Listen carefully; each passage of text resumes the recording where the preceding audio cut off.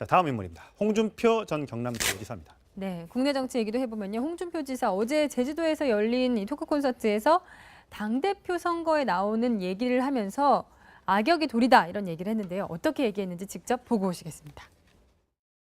굳이 선거 끝난 지 40일밖에 안 돼요. 제가 나와서 당대표를 하겠다. 이것도 염치 없는 짓이죠.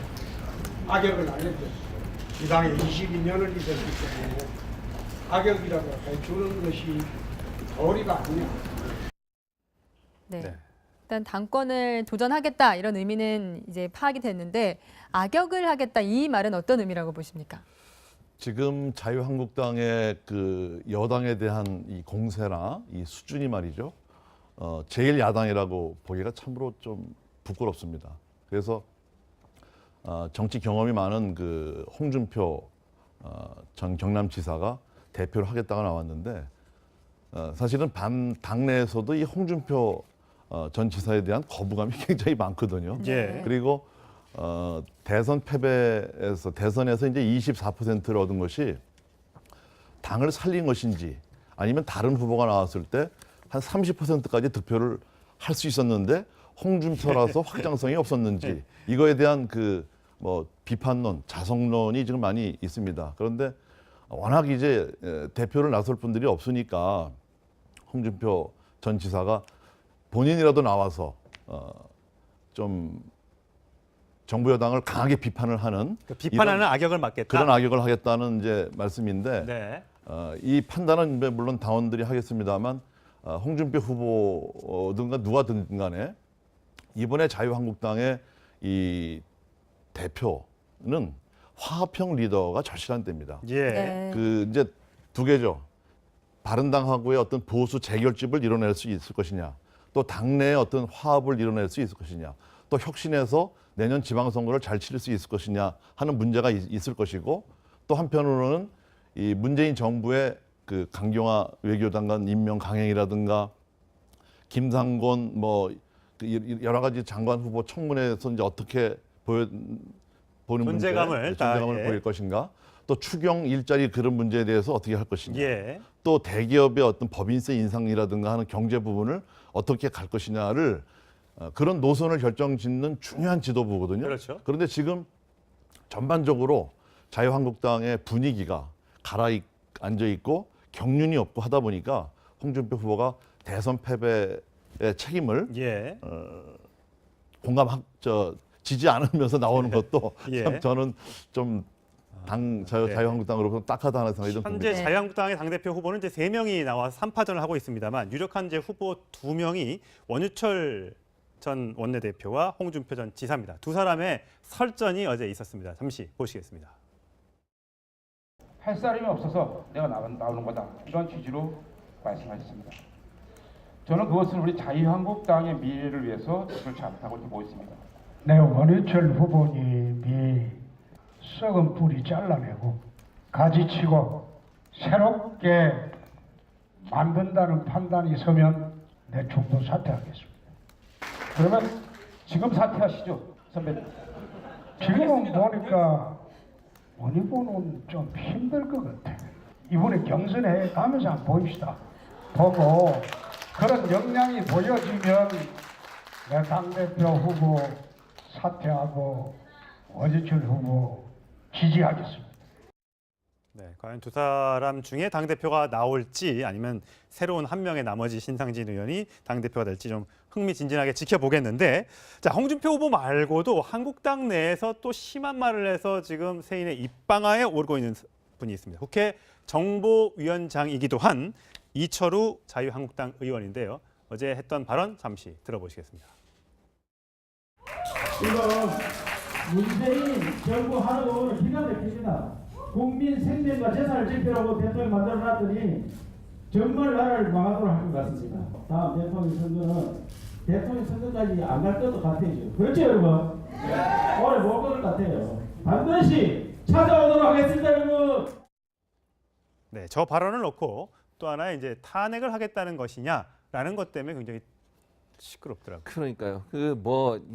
분위기상 그렇게 얘기할 수 있다고 뭐 이렇게 이해를 해드리고도 싶지만 이제 저런 발언들은 사실 좀 적합한 발언은 아니죠. 특히 개인 사석도 아니고 당원들이 모이는 상태에서 저런 발언을 하시는 것은 적절하지 않다고 보고 지난번 이 사건이 결국은 지난번 서울시당 위원장의 발언과 또 오버랩이 되지 않습니까? 예. 깡패라고 얘기하고 뭐 우리가 소위 욕이라고 할 수 있는 단어까지 쓰면서 그렇게 하는 것이 지금 아까 전 의원님도 말씀하셨지만 자유한국당이 새로운 모습을 보여주고 보수의 진정한 가치를 보여주기 위해서는 품격 있는 보수가 돼야 예. 되거든요. 그러니까 네. 비판할 건 정말 날쌔게 비판하더라도 기본적으로 갖춰야 되는 예의는 갖추면서 하는 것이 그렇죠. 맞을 텐데 예. 상대방에 대해서 저렇게 물론 이거는 여야를 가리지 않고 제가 말씀을 드리는 겁니다. 예. 정치권에서 다른 정당에 대해서 비판하고 또는 국가 원수에 대해서 얘기를 할 때는 적정한 선을 가지고서 해야 예. 된다고 저는 생각을 하거든요. 근데 그런 원색적인 비난이라든지 욕설이나 이런 부분들이 들어가는 것은 국민이 볼 때 결코 거기에 박수를 보내거나 동의하기가 힘들 거라는 생각이 듭니다. 네, 일부 이제 패착이 있다고 하더라도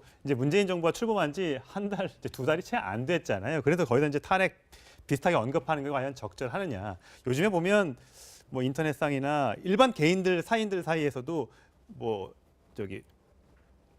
죄로 이렇게 거는 경우가 있잖아요. 민사상으로 또 형사상으로 모욕죄라든지 이런 부분은 뭐 국회에서 일어나는 일이라 뭐 그런 것까지는 가지 않다 하더라도 요즘에 이런 것들 참 정치권에서부터 좀 개선이 좀 돼야 될 것 같아요. 정치권에서 개선이 돼야 마땅하죠.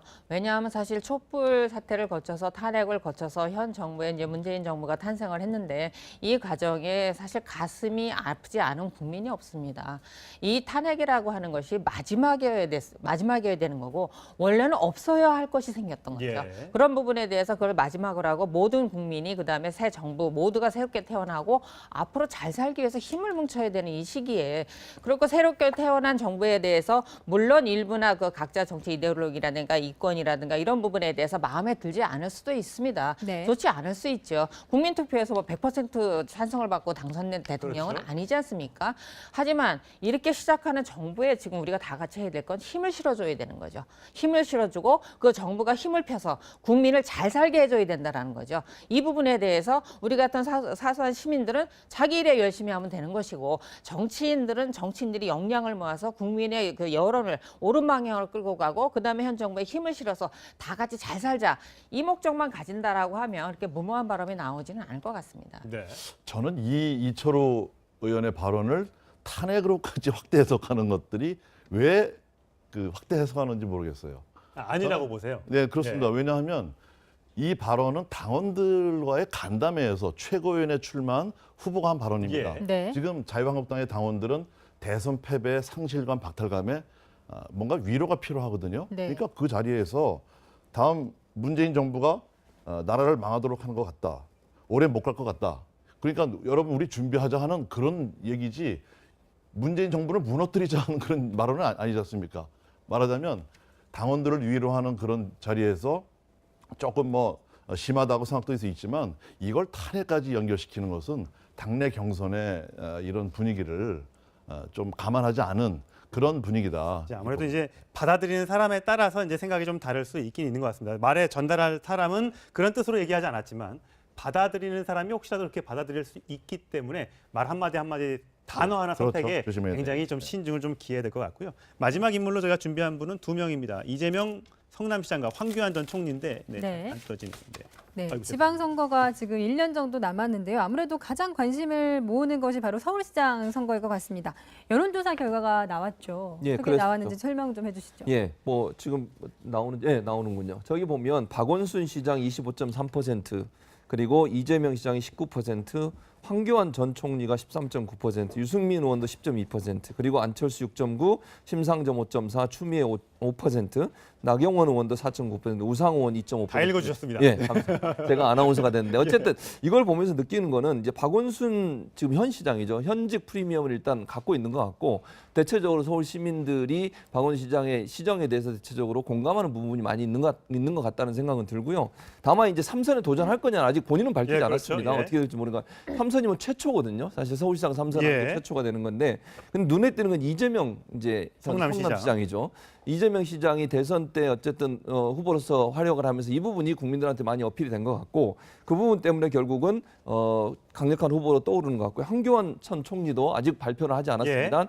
보수의 어떤 상징처럼 보여져서 보수 측에서는 황교안 전 총리를 시장으로서 적합한 사람으로 인정하고 있는 게 아닌가 하는 생각이 듭니다. 지금 화면에 나오는 거는 박원순 시장이 3선에 나오지 않을 경우에는 어떻게 될 것인가. 야당 후보 중에서 누가 서울시장에 적합할까 보면 황교안 물론 지금 많이 높다고 할 수는 없습니다만 여당만 놓고 보자면 황교안 후보가 1등인 거고 야당만 놓고 보자면 성남시장 이재명 성남시장이 반대네요. 죄송합니다. 예, 반대입니다. 이렇게 나오네요. 네. 지금 여당에서는 이재명 성남시장의 서울시장 출마설은 지난번에 대선 후보 경선 과정에서부터 이미 나왔었죠. 그리고 그 경선 과정을 거치면서 이재명 성남시장은 상당한 어떤 이 전국의 골고루 이른바 적극적인 열혈 지지층들을 확보를 했어요. 그렇기 때문에 교두보를 확보한 상태에서 만약에 서울시장까지 하게 된다면 차기 대선과 관련해서 어떤 유리한 국면에 설 수 있다는 판단에서 이제 좀 여러 가지 적극적인 검토를 하고 있는 것으로 보이고 본인도 어느 정도 생각이 있는 것 같습니다. 그렇게 보여지고요. 지방선거 이제 1년밖에 안 남았기 때문에 과연 누가 이제 서울시장 또 각종 자치단체장에 도전하게 될지 또 대선에서 떨어졌던 또 분들은 국회의원이나 또 다른 데 도전할 생각이 있는 것인지 벌써부터 관심이 쏠리고 있습니다. 자, 다음 인물입니다. 홍준표 전 경남도지사입니다. 네, 국내 정치 얘기도 해보면요. 홍준표 지사 어제 제주도에서 열린 이 토크 콘서트에서 당대표 선거에 나오는 얘기를 하면서 악역이 돌이다 이런 얘기를 했는데요. 어떻게 얘기했는지 직접 보고 오시겠습니다. 굳이 선거 끝난 지 40일밖에 안 돼요. 제가 나와서 당대표를 하겠다. 이것도 염치 없는 짓이죠. 악역은 아닌데 이 당에 22년을 있었기 때문에 악역이라고 해주는 것이 도리가 아니냐. 네. 일단 당권을 도전하겠다 이런 의미는 이제 파악이 됐는데 악역을 하겠다 이 말은 어떤 의미라고 보십니까? 지금 자유한국당의 그 여당에 대한 이 공세나 이 수준이 말이죠. 제일 야당이라고 보기가 참으로 좀 부끄럽습니다. 그래서 정치 경험이 많은 그 홍준표 전 경남지사가 대표를 하겠다고 나왔는데 사실은 당내에서도 이 홍준표 전 지사에 대한 거부감이 굉장히 많거든요. 그리고 대선 패배에서 대선에서 이제 24%를 얻은 것이 당을 살린 것인지 아니면 다른 후보가 나왔을 때 한 30%까지 득표를 할 수 있었는데 홍준표라서 확장성이 없었는지 이거에 대한 그 비판론, 자성론이 지금 많이 있습니다. 그런데 워낙 이제 대표를 나설 분들이 없으니까 홍준표 전 지사가 본인이라도 나와서 좀 정부 여당을 강하게 비판을 하는 비판하는 악역을 맡겠다. 그런 악역을 하겠다는 이제 말씀인데 이 판단은 물론 당원들이 하겠습니다만 홍준표 후보든가 누가든 간에 이번에 자유한국당의 이 대표는 화합형 리더가 절실한 때입니다. 그 이제 두 개죠. 바른당하고의 어떤 보수 재결집을 이뤄낼 수 있을 것이냐, 또 당내의 어떤 화합을 이뤄낼 수 있을 것이냐, 또 혁신해서 내년 지방선거를 잘 치를 수 있을 것이냐. 이런 취지로 말씀하셨습니다. 저는 그것은 우리 자유한국당의 미래를 위해서 그렇지 않다고 이렇게 보고 있습니다. 네, 원희철 후보님이 썩은 뿌리 잘라내고 가지치고 새롭게 만든다는 판단이 서면 내 중도 사퇴하겠습니다. 그러면 지금 사퇴하시죠, 선배님. 지금은 보니까 원 후보는 좀 힘들 것 같아. 이번에 경선에 가면서 한번 보입시다. 보고 그런 역량이 보여지면 내 당대표 후보 사퇴하고 원희철 후보 지지하겠습니다. 네, 과연 두 사람 중에 당대표가 나올지 아니면 새로운 한 명의 나머지 신상진 의원이 당대표가 될지 좀 흥미진진하게 지켜보겠는데, 자, 홍준표 후보 말고도 한국당 내에서 또 심한 말을 해서 지금 세인의 입방아에 오르고 있는 분이 있습니다. 국회 정보위원장이기도 한 이철우 자유한국당 의원인데요.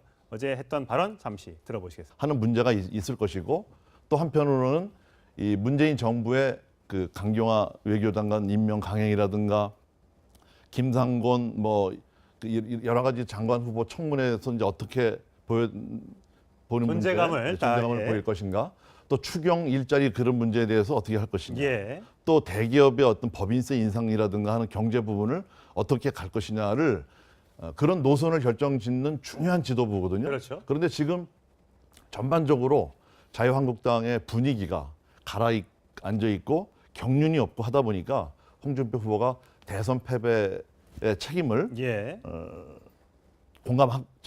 지지 않으면서 나오는 것도 예. 참 저는 좀 자유한국당으로 딱하다는 생각이 좀 현재 듭니다. 자유한국당의 당대표 후보는 이제 3명이 나와서 3파전을 하고 있습니다만 유력한 이제 후보 2명이 원유철 전 원내대표와 홍준표 전 지사입니다. 두 사람의 설전이 어제 있었습니다. 잠시 보시겠습니다.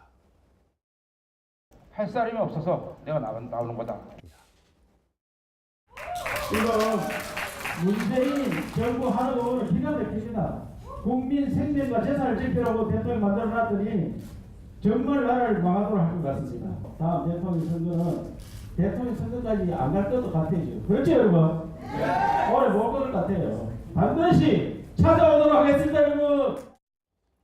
네, 저 발언을 놓고 또 하나 이제 탄핵을 하겠다는 것이냐라는 것 때문에 굉장히 시끄럽더라고요. 그러니까요. 이 분위기상 그렇게 얘기할 수 있다고 뭐 이렇게 이해를 해드리고도 싶지만 이제 저런 발언들은 사실 좀 적합한 발언은 아니죠. 특히 개인 사석도 아니고 당원들이 모이는 상태에서 저런 발언을 하시는 것은 적절하지 않다고 보고, 지난번 이 사건이 결국은 지난번 서울시당 위원장의 발언과 또 오버랩이 되지 않습니까? 예. 깡패라고 얘기하고 뭐 우리가 소위 욕이라고 할 수 있는 단어까지 쓰면서 그렇게 하는 것이 지금 아까 전 의원님도 말씀하셨지만 자유한국당이 새로운 모습을 보여주고 보수의 진정한 가치를 보여주기 위해서는 품격 있는 보수가 돼야 예. 되거든요. 그러니까 네. 비판할 건 정말 날쌔게 비판하더라.